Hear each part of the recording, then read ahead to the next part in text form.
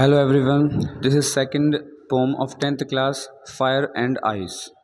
So we will start first stanza first. Some say the world will end in fire, some say in ice. कुछ लोग कहते हैं कि जो संसार है वह आग से जल के भस्म होगा या ख़त्म होगा, डिस्ट्रॉय होगा। और कुछ लोग कहते हैं कि बर्फ़ से जो ढक जाएगा सब कुछ बर्फ़ में हो जाएगा। From what I have tasted of desire, I hold with those who favor fire. जो रॉबर्ट फ्रॉस्ट हैं उनके द्वारा लिखी गई है पोएम। रॉबर्ट फ्रॉस्ट यहाँ भी ये कहना चाहते हैं, एक मैसेज दे रहे हैं कि भाई जो मेरी इच्छा है मैं सबसे पहले उनका साथ दूंगा। मैं सबसे पहले ये चाहता हूँ कि जो संसार है अगर मरना ही है एक बार यानी कि फायर और आइस से अगर जो मर रहा डिस्ट्रॉय हो रहा है तो वो सबसे पहले चाहते हैं कि फायर से डिस्ट्रॉय हो।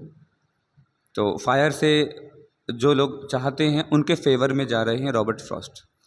यहाँ पर राइमिंग स्कीम की बात करें, fire, ice, desire and fire. Last word देखिए, फायर, डिज़ायर और फायर तीनों मैच हो रहे हैं।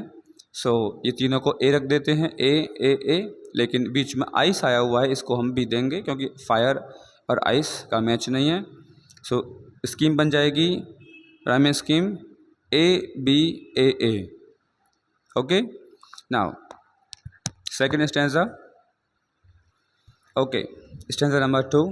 But if it had to perish twice, अगर वो कहते हैं रॉबर्ट फ्रॉस्ट कि अगर संसार को 2 बार नष्ट होना हो, I think I know enough of hate, मैं जानता हूँ घृणा भी कम नहीं है, to say that for destruction ice is also great, विनाश के लिए जो आइस है वो भी सफिशेंट होगी, पर्याप्त, एंड वुड सफिश, पर्याप्त होगी।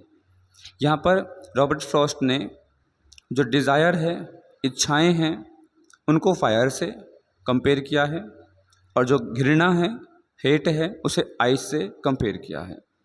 सिंपली एक मैसेज हमको देना चाहते हैं रॉबर्ट फ्रॉस्ट यहाँ पर कि we find that the poet gives us a very beautiful message. संदेश है बहुत सुंदर यहाँ पर, to be far away from hatred and jealousy and live together with love. हमें घृणा से, एक दूसरे जलने से बहुत दूर रहना चाहिए और एक साथ रहना चाहिए मिल करके लव से।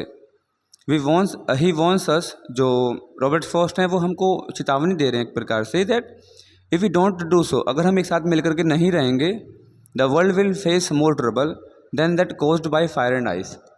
आग से भी ज़्यादा और आइस से भी ज़्यादा विनाश जो होगा वो हमारी इच्छाओं से होगा, वो हमारी घृणा से होगा। अगर हम एक दूसरे से घृणा करेंगे तो संसार ऐसे ही मर जाएगा। उसे फिर आग से जलने के मरने की या किसी आइस की ज़रूरत नहीं है। वो घृणा है, इच्छाएं हैं, हम इच्छाओं के अंदर में आग की तरह जलते रहते हैं कि मेरी इच्छा है।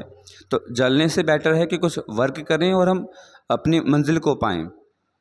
केवल हेट्रेड या जेलेसी करने से हम आगे नहीं बढ़ेंगे। Okay, you will understand, I think. Bye bye.